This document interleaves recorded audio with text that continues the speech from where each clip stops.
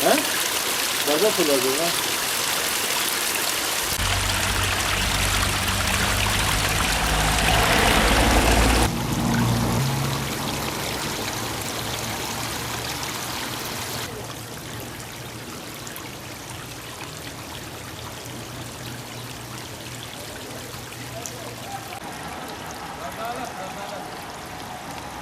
Sayını alaydın bu memleketin içine sıçra böyle bıraktılar. Götürürler, taşağını götürürler. Hadi oyunuzu verin bakın. Abi çek. Bu ne rezillik ya? Bu yol yok, bir şey yok. Bu gelen de boklatları yok. Ya bu elinde bir şey yok. Yok var. Bu kendini bu